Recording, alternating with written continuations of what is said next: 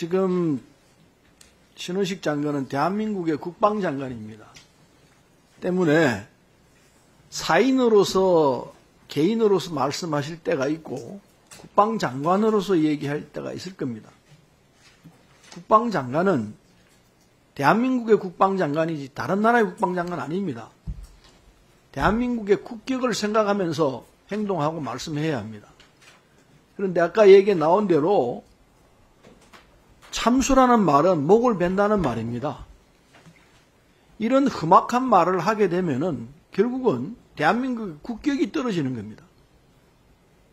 북한의 지도부를 포함해서 북한 사람들이 얘기하는 걸 들어보면은 저게 국가로서 도대체 할 수 있는 말인가 하는 말들을, 참 막말들을, 시정에 있는 그냥 잡혀도 하지 않을 얘기들을 막 해냅니다. 그게 결국은 북한의 국격이 어떻다는 걸 보여주는 거 아닙니까?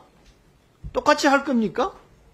북한이 그렇게 한다고 해서 우리도 똑같이 그런 험악한 말, 국민이 들었을 때 고개 절절 흔드는 그런 말을 꼭 해야 되겠습니까? 그래야 그게 씩씩하고 용감한 군인의 자세인가요? 나는 아니라고 생각해요.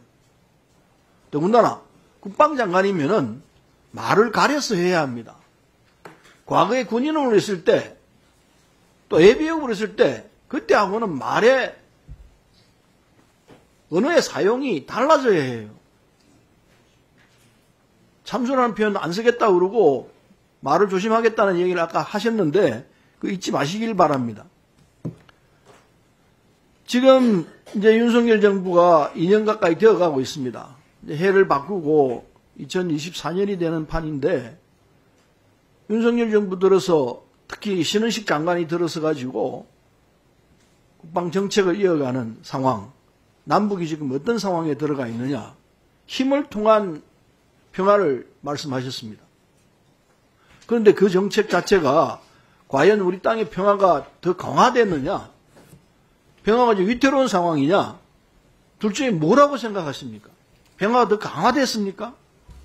저는 더 우리 국민이 안전하게 됐다고 생각합니다. 안전하게 됐습니까? 북한의 비위를 맞추고 북한이 좋아하는 말을 하면 할수록 북한은 우리를 더 무시한다고 하는 것이 장관, 역사의 경험입니다. 장관, 네. 대한민국에서 북한의 비위를 맞추거나 북한이 좋아할 말을 할 사람이 세상에 누가 있어요? 저는 그 야당을 겨냥해서 하는 말인 것 같은데 그렇게 말하면 또 그게 품위가 없는 얘기예요. 그렇게 말할 사람은 양에 아무도 없어요. 그렇게 말하지 말라니까요.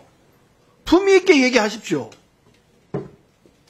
그래서 다시 말씀드립니다만은 지금 대한민국 야당에는 북한의 비위에 맞출 사람, 북한이 좋아할 만만 하는 사람 없습니다.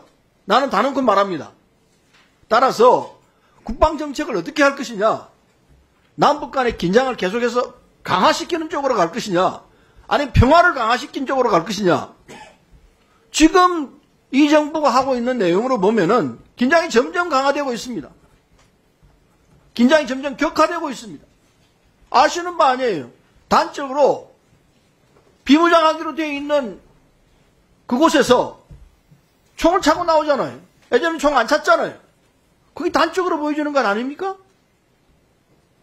왜 그렇게 만들어냅니까? 그렇게 해서 무슨 평화에 도움이 됩니까? 그러면은 지금쯤 이게 우리가 했던 정책 자체가 긴장 완화에 도움이 되는 것이 아니고 그리고 오히려 격화시켰구나. 긴장을 격화시켰구나. 반성이 나와야 될 것 아닙니까? 본 의원이 지금 연말쯤 해서 신년을 바라보면서 윤석열 정부의 국방정책에 변화가 있기를 기대하는 마음에서 하는 얘기입니다. 1년 반 동안의 국방정책이 하나도 도움이 안 됐고 오히려 긴장만 격화되는 상황이 왔다는 거 부인할 수 없잖아요. 그러면 이 시점에서 정책의 재고, 정책을 다시 돌아다보고 평화를 강화시킬 수 있는 방법이 뭘까? 궁리를 해야 될 거 아니에요. 본 의원이 주장하는 바는 정책의 전환이 올 때쯤 되었다. 이렇게 해서는 긴장이 풀어지지도 않을 뿐더러 경우에 따라서는 더 심한 국지적 전쟁도 있을 수 있겠구나. 이 판단은 지금 가능하게 됐지 않느냐 말이에요. 이걸 어떻게 어떻게 할 것이에요? 국지전이 붙으면은 누가 손해예요? 본인은 여러 차례 얘기했습니다. 지금 대한민국과 북한은 50대 1입니다. 국력의 차이가.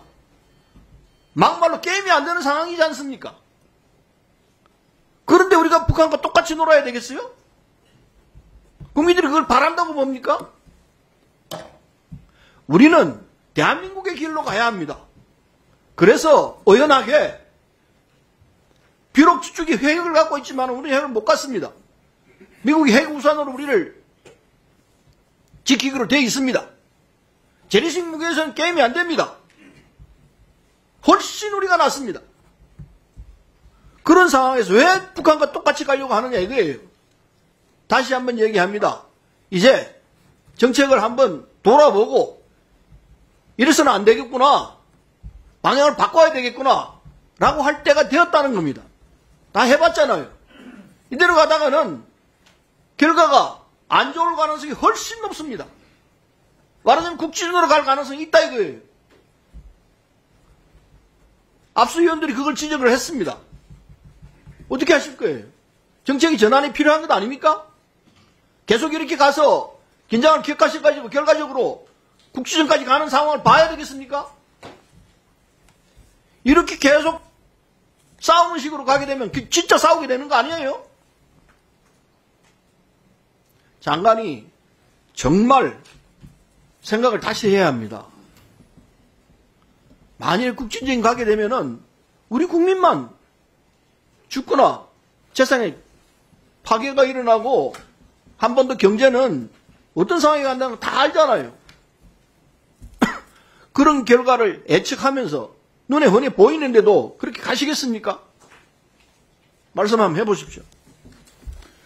네, 서른 의원님 말씀을 하셨는데 제가 이 말씀 드립니다. 지금 한반도 긴장 격화의 책임은 북해입니다. 북한입니다. 북한의 불법적인 도발 행위 때문입니다. 그리고 지금 그 도발 행위로부터 대한민국을 지키고자 하는 우리 군과 정부의 노력 때문에 국지전으로 간다고 한정한 것은 지나친 논리 비약이라고 봅니다. 그 다음에 지금 우리한테 가장 큰 위협은 북핵 미사일 위협입니다. 9.19 군사합의가 있은 지 5년 3개월이 지났는데 그 전 5년 3개월에는 30회 50여 발의 도발이 있었고요. 지금 그 이후에는 90배 170발입니다. 그러니까 9.19 남북 군사합의가 있는 동안 훨씬 3배 이상의 도발이 있었다는 말씀을 드립니다. 끝으로 북한과 같은 독재국가, 무도한 국가 간의 평화를 지키는 것은 힘입니다. 그들에게 어떤 협상을 하고 이런 것들은 다 평화를 지키지 못했습니다. 이것은 인류 역사의 교훈이고요. 만일 그렇지 않은 다른 방법으로 무도한 독재국가를 잘 설득해서 평화를 유지한 방법이 있는지는 다시 한번 알려주시면 제가 다시 한번 역사책을 뒤집어 보도록 하겠습니다. 이상입니다. 역사책까지 갈 필요 없이 지금 당장 러시아와 우크라이나 전쟁에서 강경으로 가게 되면 결국 전쟁으로 갑니다. 이스라엘과 하마스 간에도 강경으로 가면 전쟁이 됩니다. 그거 보고 있잖아요. 강경의 끝은 전쟁이에요. 그 눈에 보면서도 그 길로 가야 돼요? 예, 수고하셨습니다. 러시아의 침공이 우크라이나의 강경책 때문이라고 말씀하시는 건 조금 받아들이기 어렵습니다. 네.